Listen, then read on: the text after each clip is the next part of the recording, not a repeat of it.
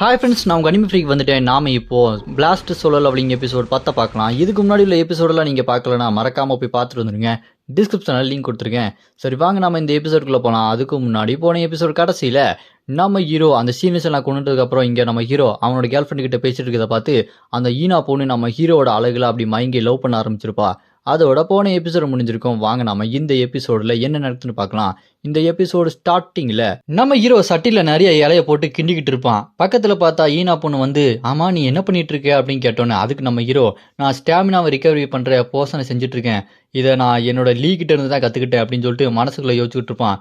அங்கேருந்து நம்ம ஹீரோட கேர்ள் ஃப்ரெண்டு, ஓ அப்படியா, நீ எனக்காக பண்ணுவியா, சரி அதெல்லாம் விடு, நான் உனக்காக சாப்பாடெல்லாம் பண்ணுறேன், நான் இங்கேருந்து கிளம்பி என்னென்ன வேணும் நான் எடுத்துகிட்டு வந்து உனக்கு சமைச்சு கொடுக்க போகிறேன் அப்படின்னு சொன்னோன்னே, அதை கேட்டு நம்ம ஹீரோ, அச்சச்சோ வேண்டாமா, இங்கே இருக்க ஏதாச்சும் பழம் காய்கறியை சாப்பிட்டுக்கலாம், நீ சமைச்சதெல்லாம் என்னால் சாப்பிட முடியாது அப்படின்னு சொன்னோன்னே, அது கேட்டு அந்த ஈனா பொண்ணு, இவன் ஏன் இப்படி சொல்லிட்டு இருக்கான் அப்படின்னு சொல்லி முடிச்சுட்டு இருக்கும்போது அங்கே இருக்க நம்ம ஹீரோட கேர்ள் ஃப்ரெண்டு, ஏய் நான் போன தடவை ஏதோ ப்ளூபெரி சேர்க்காம கொஞ்சம் அசக்கு புசக்காக சமைச்சிட்டேன், அதை சாப்பிட்டுட்டு அவன் வாந்தி எடுத்துட்டான், கொஞ்ச நேரம் மயங்கி விழுந்தான், அவ்வளோதான், அதுக்கு ஏன்ப்பா இப்படி பயப்படுற அப்படின்னு சொல்லிட்டு நம்ம ஹீரோட கேர்ள் ஃப்ரெண்டு நம்ம ஹீரோ கிட்ட சொன்னோன்னே, அதை கேட்டு நம்ம ஹீரோ, மயங்கி விழுந்த போது எனக்கு எப்படி இருந்தது எனக்கு தானே தெரியும், இவ சாப்பாடை மறுபடியும் சாப்பிட்ற அளவுக்கு எனக்கு ஒன்றும் தைரியம் இல்லப்பா அப்படின்னு சொல்லிட்டு நம்ம ஹீரோ மனசுல யோசிச்சு அதெல்லாம் கேட்ட ஈனா பொண்ணு நம்ம ஹீரோ கிட்ட, எனக்கு கொஞ்சம் சமைக்க தெரியும், நான் வேணா உனக்கு செஞ்சு கொடுக்கட்டுமா அப்படின்னு சொல்லிட்டு கேட்டோன்னே, அதை கேட்டு நம்ம ஹீரோ, ஓ உனக்கு சமைக்கலாம் தெரியுமா, நீ எங்கே கற்றுக்கிட்ட அப்படின்னு கேட்டோன்னே, அதுக்கு ஈனா பொண்ணு, அது என்னோட பாட்டி தான் சொல்லி கொடுத்தாங்க, அவங்க கூட கொஞ்ச நாள் இருந்தேன் அப்படின்னு சொல்லிட்டு இருப்பா.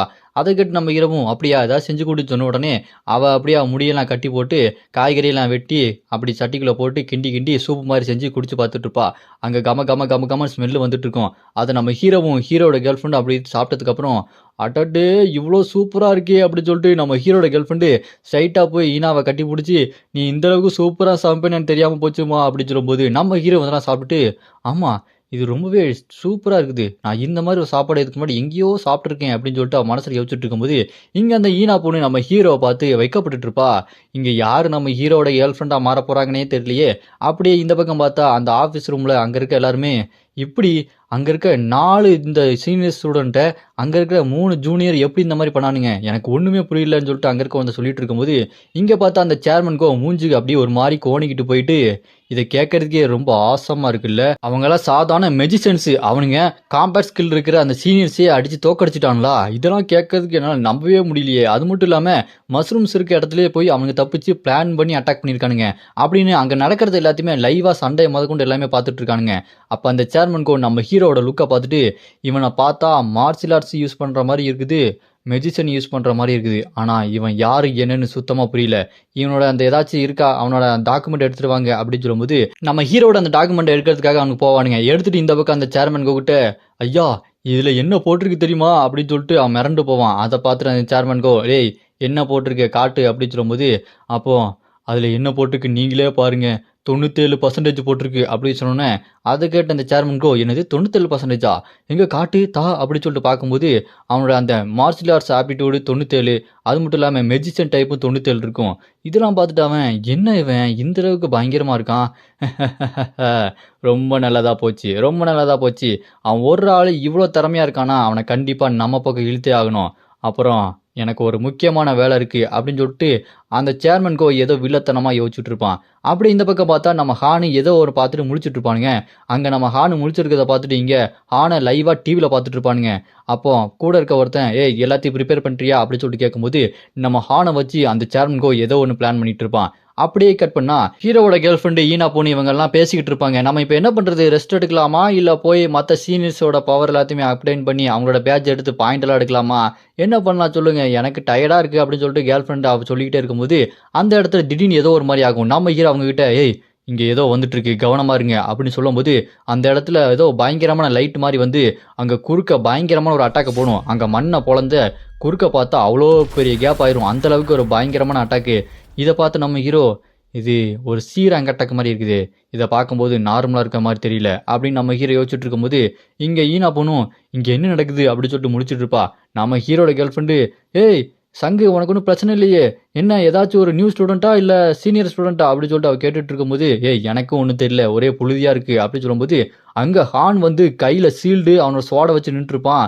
அதை பார்த்து நம்ம ஹீரோ, ஏய் ஹானு நீ என்னடா இங்கே பண்ணிட்டு இருக்க, நான் பேசுறது கேட்குதா இல்லையா, அப்படியே நின்றுட்டு இருக்க அப்படின்னு சொல்லும்போது இந்த பக்கம் அந்த ஈனா பொண்ணும் இவன் பார்க்கும்போது ஏதோ ஒன்று பொசஸ் ஆன மாதிரி இருக்கான், சாதாரண ஆள் மாதிரி தெரியலையே அப்படின்னு சொல்லும்போது அப்போ தான் நம்ம ஹீரோக்கு தெரியுது, அட இது அவன் வேலை தானா, அந்த சேர்மன் கோ அவனுக்கு இந்த பவர் இருக்குது, அவன் மைண்டை கண்ட்ரோல் பண்ணி இந்த நியூ ஸ்டூடெண்ட் செரிமனியில் இந்த மாதிரி நியூ ஸ்டூடெண்ட் எல்லாத்தையுமே அவன் கண்ட்ரோல் பண்ணி அவனுக்கு தேவையானது எல்லாத்தையுமே பண்ணிட்டு இருப்பான். இதில் பெரிய கலவரமாகி நிறைய பேர் இறந்து போனாங்க. அவனை அரெஸ்ட் பண்ண வரும்போது அவன் இன்னும் நிறைய பேரை கண்ட்ரோல் பண்ணி சாகடிச்சிட்டான். அதில் என்னோட கேர்ள் ஃப்ரெண்டு செத்து போனான். அந்த சேர்மன் கோ அவன் ரொம்ப மோசமானவன் அப்படின்னு சொல்லிட்டு அந்த சேர்மன் கோவை பற்றி நம்ம ஹீரோ யோசிச்சுட்டு இருப்பான்.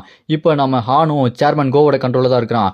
இங்கே அவன் ஸ்வாடில் அவனோட மேஜிக் பவர் மாதிரி மார்ஷல் ஆர்ட்ஸ் பவர் அப்படி வெளியே கொண்டு வந்து அவன் சண்டை போட ரெடியாக இருப்பான். இதெல்லாம் பார்த்து நம்ம ஹீரோ இது வேலைக்காகாது அப்படின்னு சொல்லிட்டு யோசிச்சுக்கிட்டே இருக்கும்போது ஸ்க்ரீன் பாப்பாகி பிரெயின் வாஷ் செய்யப்பட்ட ஒரு புது ஸ்டூடெண்ட் அவனை நீங்கள் தோக்கடிச்சிங்க அப்படின்னா உங்களுக்கு ஒரு ரிவார்டு கிடைக்கும், அதுதான் பிளாங்க் கார்டு அப்படின்னு அந்த பிளாங்க் கார்டு நம்ம ஹீரோக்கு ரிவார்டாக கிடைக்கும்னு சொல்லிட்டு சிஸ்டம் சொல்லிட்டு இருக்கோம். அப்போ நம்ம ஹீரோ அவனோட கேர்ள் ஃப்ரெண்டுக்கிட்டையும் ஈனா பொண்ணுக்கிட்டையும் இங்கேருந்து உடனே தப்பிச்சு போங்க, நான் இவனை பார்த்துக்கிறேன் அப்படின்னு சொன்னோன்னே அது கேட்ட அந்த கேர்ள் ஃப்ரெண்டு நம்ம ஹீரோ கிட்ட என்னடா பேசிட்டு இருக்க, அவன் உன்னோட பயங்கரமாக இருக்கானே, அவனை உன்னால் சமாளிக்க முடியுமா அப்படின்னு சொல்லிட்டு அவள் கேட்டுட்டு இருக்கும்போது அதை கேட்டு நம்ம ஹீரோ அதெல்லாம் ஒன்றும் பிரச்சனை இல்லை, கொஞ்ச நேரம் தான், சீக்கிரமாக வந்துடுவேன், நீங்கள் இருந்து கிளம்புங்க அப்படின்னு நம்ம ஹீரோ சொன்னோன்னே அது கேட்டு அந்த ஈனா பொண்ணும் நம்ம ஹீரோட கேர்ள் ஃப்ரெண்டும் சரி வா நம்ம உடனே இங்கேருந்து போயிடுவோம், இவனை சொல்கிறதெல்லாம் நம்புற மாதிரி தான் இருக்குது, இருந்தாலும் எனக்கு கொஞ்சம் பயமாக தான் இருக்குது அப்படின்னு சொல்லிட்டு அங்கேருந்து ஓடி போயிட்டு டேய் சீக்கிரமாக வரணும், உங்களுக்காக நான் காத்துக்கிட்டு இருப்பேன், வரல அவ்வளோதான் அப்படின்னு சொல்லிட்டு அந்த ஹீரோட கேர்ள் ஃப்ரெண்டு ஹீரோவை மிரட்டிட்டு ஈனா பொண்ணை தரன்னு இழுத்துட்டு அங்கேருந்து ஓடி போயிட்டு இருப்பா. நம்ம ஹீரோ மனசுக்குள்ளே போங்க கவலைப்படாதீங்க நான் சீக்கிரம் வந்துடுவேன் அப்படின்னு மனசுக்குள்ளே யோசிச்சுக்கிட்டு இருப்பான்.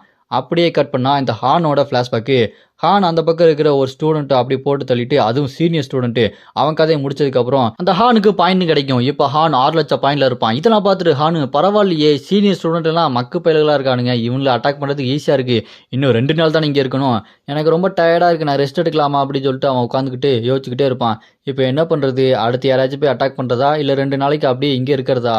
ஆனால் இதுக்கு முன்னாடி நான் பார்த்த அந்த பையன் சங்கு அவன் நான் நினச்சத விட ரொம்பவே ஸ்ட்ராங்காக இருக்கான், அவனோட மேஜிக் பவர் இந்த அளவுக்கு நான் ஒருத்தனை பார்த்ததே இல்லை, நான் அவன அளவுக்கு ரொம்ப பெட்டராக ரொம்ப ஸ்ட்ராங்காக மாறுவானான்னு தெரியலையே அப்படின்னு சொல்லிட்டு அவன் மனசில் யோசிச்சுட்டு இருக்கும்போது டக்குன்னு பார்த்தா அந்த ஹாலோகிராம் ஸ்க்ரீன் மாதிரி பாப்பாகி அந்த சேர்மன்கோ நம்ம ஹான் கிட்ட ஹான் நீ இங்கே தான் இருக்கியா, உங்ககிட்ட கொஞ்சம் பேசணுமே, நீ எனக்கு ஒரு சின்ன ஃபேவர் ஒன்று பண்ணணுமே அப்படின்னு சொல்லிட்டு அவன் கண் ஒரு மாதிரி வித்தியாசமான கலரில் மாறும். அவன் கண் நம்ம பார்த்தோன்னே நம்ம ஹானு ஸ்ட்ரைட்டாக அவனோட கண்ட்ரோலே போயிடறான்.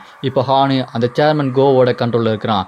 அப்படியே அந்த ஃப்ளாஷ்பேக் கட்டாக ஹான் அந்த சேர்மன் கண்ட்ரோலில் போயிட்டு இருக்கும்போதே ஹானுக்கு இப்போ நான் என்ன பண்ணுறேன், எனக்கு என்ன நடக்குது, நான் இப்போ என்ன பண்ணணும், நான் பண்ண வேண்டியது நான் ஒன்று தான் அப்படின்னு சொல்லிட்டு ஹான் ஃபுல்லாக சேர்மன் கண்ட்ரோலுக்கே போயிடுறான். அப்படியே கட் பண்ணால் ஃப்ளாஷ்பேக் கட்டாக இந்த பக்கம் நம்ம ஹீரோவை அவன் பயங்கரமாக அட்டாக் பண்ணிட்டு இருக்கான். அவனோட ஸ்வாடில் வச்சு லைட்னிங் தண்டர் பவர்லாம் யூஸ் பண்ணி நம்ம ஹீரோவை பயங்கரமாக அட்டாக் பண்ணிட்டு இருப்பான்.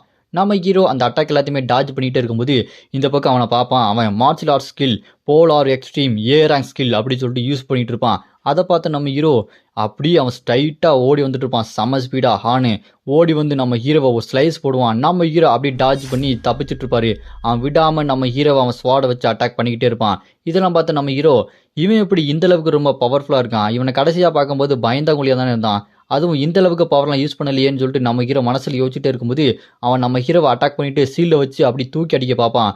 நம்ம ஹீரோ அப்படி சீல்டில் காலை வச்சு அப்படி பறந்து போயிட்டு இருப்பாரு. அப்படி தள்ளி விட்டுருவான் நம்ம ஹீரோவை. அப்படியே நம்ம ஹீரோ அந்த காத்துலேயே பேலன்ஸ் ஆகி விண்ட் பூஸ்ட் அப்படின்னு சொல்லிட்டு அந்த ஸ்கில்லை யூஸ் பண்ணி லேண்ட் பண்ணி மறுபடியும் செம்ம ஸ்பீடாக போய் அங்கே ஹானுக்கு பின்னாடி போய் நின்று மறுபடியும் அவரோட மேஜிக் பவர் யூஸ் பண்ணி சங்கிலியை வச்சு அட்டாக் பண்ணலான்னு சொல்லிட்டு ரெடியாக இருப்பார். அதே நேரம் அவனு ஸ்வாடை வச்சு அட்டாக் பண்ணலான்னு சொல்லிட்டு ஸ்வாடை ஒரு வீசி அந்த சங்கிலி அட்டாக்லேருந்து அப்படியே பின்னாடி போய் ஜம்ப் பண்ணி டாஜ் பண்ணி நின்றுவான். அப்புறம் மறுபடியும் அவன் ஸ்வாடை வச்சு அட்டாக் பண்ணலான்னு சொல்லிட்டு அவன் சீல்டை வச்சு போஸ் கொடுத்து நின்றுருப்பான். அப்போ நம்ம ஹீரோ ஆனை பற்றி மனசுக்குள்ளே ஹானு நான் இதுக்கு முன்னாடி உன்னை பார்த்ததை விட இப்போ ரொம்பவே தொல்லை கொடுத்துட்டே இருக்கேன், ஆனால் இது எல்லாத்தையுமே லைவாக உட்காந்துட்டு அந்த சேர்மன் பார்த்துட்டு இருப்பான்ல, அதுவும் வில்லத்தனமா ஹேன்னு சிரிச்சுக்கிட்டே பார்த்துட்டு இருப்பான்ல அப்படின்னு நம்ம ஹீரோ மனசுக்குள்ளே கரெக்டாக யோசிச்சுட்டு இருப்பான். இப்போ நான் உனக்கு யாருன்னு காட்டுறேன்டா சேர்மனு, இப்போ நான் யாருன்னு நல்லா தெரிஞ்சுக்கோ அப்படின்னு நம்ம ஹீரோ அவனோட அந்த மேஜிக் பவர் யூஸ் பண்ணி அட்டாக் பண்ண ரெடியாக இருப்பான். அது அங்கே இருக்க அந்த பொண்ணுலாம் இவன் யாருடா, இவன் எப்படி இந்தளவுக்கு மேஜிக்லாம் யூஸ் பண்ணுறான் அப்படின்னு சொல்லிட்டு மிரண்டு போய் பார்த்துட்டு இருக்கும்போது நம்ம ஹீரோ அந்த மேஜிக் சங்கிலி பவர் யூஸ் பண்ணி அவனை அட்டாக் பண்ணிட்டு இருப்பாரு. அது இந்த பொண்ணுலாம் பார்த்துட்டு எனக்கு ஒன்றுமே புரியல, ஒரு மேஜிக் பவர் இருக்கிறவன் மார்ஷியல் ஆர்ட்ஸ் இருக்கிற ஒரு ஹண்டர் கிட்ட எப்படி சண்டை போடுறான், என்ன நடக்குதுன்னு ஒன்றும் புரியலையே அவளுக்கு அப்படின்னு சொல்லிட்டு மனசுக்குள்ளே ரொம்ப குமுறிக்கிட்டே இருப்பா. இந்த சேர்மன் கோ ரொம்ப இன்ட்ரெஸ்டாக இருக்குது அப்படின்னு சொல்லிட்டு பார்த்துட்டு இருக்க அங்க நம்ம ஹீரோ அந்த சங்கிலியை யூஸ் பண்ணி ஹானை தோக்கடிச்சிராரு. அப்ப அந்த ஹானை தோக்கடிச்சோன்னா அவன் நிக்க முடியாம அவன் ஸ்வாட மண்ணுல சொருவி முட்டி போட்டு உட்கார்ந்துட்டு இருப்பான். இது எல்லாத்தையுமே லைவா சேர்மன் கோ நம்ம ஹீரோ எல்லாம் பார்த்துட்டு இருக்கும்போது நம்ம ஹீரோ அங்க கேமரா இருக்க இடத்த பார்த்துட்டு ஃபிளாஷ் பாம் அப்படி சொல்லிட்டு போட்டுட்டுருவாரு. அந்த ஃபிளாஷ் பாம் போட்டதுல கேமரா எதுவுமே தெரியாம ஒரே வெளிச்சமா இருக்கும். அதை பார்த்து அந்த சேர்மன் கோ அவன் என்ன பண்றான், அவன் எதுக்கு இந்த ஸ்கிரீன் எப்படி பண்ணான் அப்படின்னு சொல்லிட்டு அந்த சேர்மன் கோ ரிமோட் எடுத்து தெரிய மாட்டேங்குன்னு சொல்லிட்டு அதை போட்டு அமுக்கிக்கிட்டே இருப்பான். அதை அமுக்குனாலும் அது ஒண்ணுமே தெரியாது. ரிமோட் அப்படி மடக்கி உடச்சு போட்டுருவான். உடச்சு போட்டுட்டு அவன் சாதாரணவன் இல்லை, அவனுக்கு ஏதோ ஒன்று தெரிஞ்சிருக்கு அப்படின்னா அவன் ரொம்பவே முக்கியமானவன், அவன் எப்படியாச்சும் எனக்கு வேணும், அவனை உடனே என்கிட்ட கூட்டிட்டு வா அப்படின்னு சொல்லிட்டு அங்கே கூட இருக்க அந்த அசிஸ்டண்டோட ஷோல்டரை பிடிச்சி அமுக்கிட்டு அவன் எனக்கு வேணும்டா அப்படின்னு சொல்லிட்டு பல்லெல்லாம் கடிக்க நெத்தில இருக்க நரம்பெல்லாம் அப்படி வெளியே வந்து மூஞ்சே கன்றாவியா இருக்கும். இதோட இந்த எபிசோடு இங்கே முடியுது. இதுக்கப்புறம் என்ன நடக்க போகுது அப்படின்றத நம்ம அடுத்த எபிசோட பார்க்கலாம். உங்களுக்கு அடுத்த எபிசோடு வேணும்னு நினச்சிங்கன்னா மறக்காம கமெண்ட்ல அப்படின்னு கமெண்ட் பண்ணுங்க. இந்த வீடியோ பிடிச்சா மறக்காம லைக் பண்ணி சப்போர்ட் பண்ணுங்க.